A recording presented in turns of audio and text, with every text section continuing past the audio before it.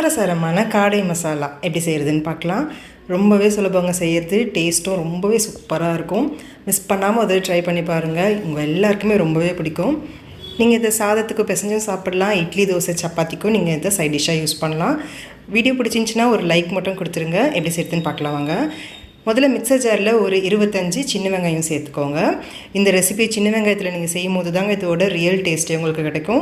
இது கூட ஒரு பெரிய சைஸ் வெங்காயத்தை இது போல் பெருசாக கட் பண்ணிவிட்டு சேர்த்துக்கோங்க. அடுத்து இது கூடவே ஒரு 10 பல் பூண்டு சேர்த்துக்கோங்க. இந்த ரெசிபிக்கு பூண்டு அதிகமாக சேர்த்திங்கன்னா சுவை ரொம்பவே நல்லாயிருக்கும். அடுத்ததாக ஒரு இன்ச் அளவுக்கு இஞ்சியை பொடியாக நறுக்கிட்டு சேர்த்துக்கோங்க. இப்போ இதை தண்ணி எதுவும் சேர்க்காமல் கொஞ்சம் கொரகொரப்பாக அரைச்சி எடுத்துக்கோங்க. ரொம்ப நைஸாக அரைச்சிட வேண்டாம், இந்த அளவுக்கு கொரகொரப்பாக அரைச்சி எடுத்து வச்சுக்கோங்க. இப்போ நல்லா அகலமான கடாய் எடுத்துக்கோங்க. இதில் ஒரு 5 டேபிள் ஸ்பூன் அளவுக்கு எண்ணெய் சேர்த்துக்கோங்க. எண்ணெய் கொஞ்சம் அதிகமாக சேர்த்திங்கன்னா நல்லாயிருக்கும். எண்ணெய் காஞ்ச பிறகு 2 துண்டு பட்டை, 2 ஏலக்காய், ஒரு 4-5 கிராம்பு, ஒரு பிரிஞ்சி இலை சேர்த்துக்கோங்க. இது கூட 2 கொத்து கருவேப்பிலையை சேர்த்துருங்க. கருவேப்பிலை நல்லா பொரிஞ்சு வர்ற வரைக்கும் வெயிட் பண்ணுங்கள். பொரிஞ்சு வந்த பிறகு நம்ம அரைச்சி வச்சுருக்க வெங்காயம், இஞ்சி, பூண்டு விழுது சேர்த்துக்கோங்க. இப்போ லோ டு மீடியம் ஃப்ளேமில் வச்சுட்டு நல்லா வதக்கி விட்டுக்கோங்க. வெங்காயம் நல்லா நிறம் மாறி சுருண்டு நல்லா எண்ணெய் பிரிஞ்சு வரணும், அந்தளவுக்கு வதக்கி விட்டுக்கோங்க.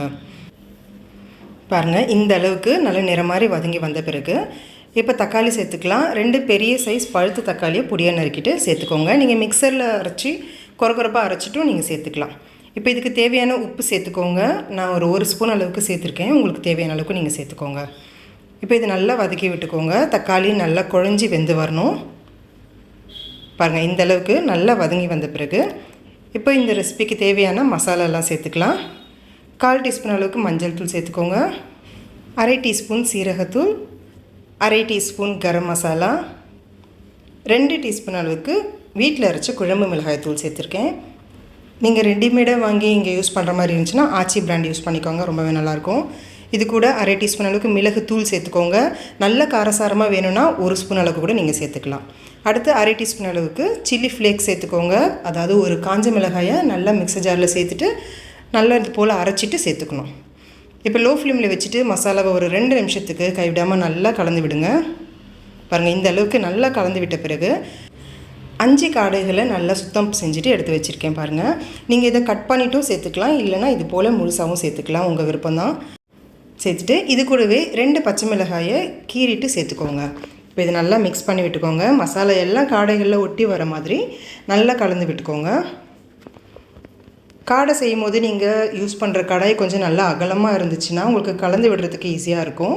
இப்போ தேவையான அளவுக்கு தண்ணி சேர்த்துக்கோங்க. நான் ஒரு 250 ml அளவுக்கு தண்ணி சேர்த்துருக்கேன். காடை ரொம்ப சீக்கிரமாகவே நம்மளுக்கு வெந்து வந்துடும், ஒரு 10 நிமிஷம் வேக வச்சினாலே போதும். இப்போ இது நல்லா கலந்து விட்டுருங்க.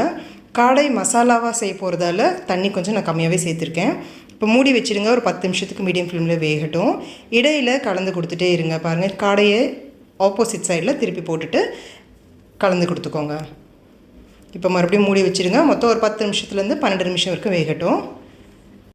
இப்போ ஒரு 12 நிமிஷத்துக்கு மீடியம் ஃப்ளேமில் வேக வச்சாச்சு. கடைசியாக பொடியாக நறுக்குனா கொத்தமல்லி தூவிடுங்க. காடை மசாலா பார்த்திங்கன்னா நல்லா சூப்பர் சாஃப்டாக வெந்து வந்திருக்கும். உங்களுக்கு மசாலா வந்துட்டு எந்த அளவுக்கு உங்களுக்கு தேவையோ அதுக்கேற்றது போல் நீங்கள் தண்ணி கொஞ்சம் கம்மியாக அதிகமாக சேர்த்து செஞ்சிங்கன்னா இந்த அளவுக்கு பதத்துக்கு உங்களுக்கு கிடைக்கும். இட்லி, தோசை, சப்பாத்தி, ரைஸ்னு எல்லாத்துக்குமே இந்த காடை மசாலா ரொம்ப டேஸ்டியாக இருக்குங்க. மிஸ் பண்ணாமல் இது ஒரு முறை ட்ரை பண்ணி பாருங்கள். அடிக்கடி செய்ய சொல்லி கேட்பாங்க. செஞ்சு பார்த்துட்டு எப்படி இருந்துச்சுன்னு சொல்லுங்கள். பிடிச்சிருந்தால் லைக் பண்ணி ஷேர் பண்ணுங்கள். Thank you friends.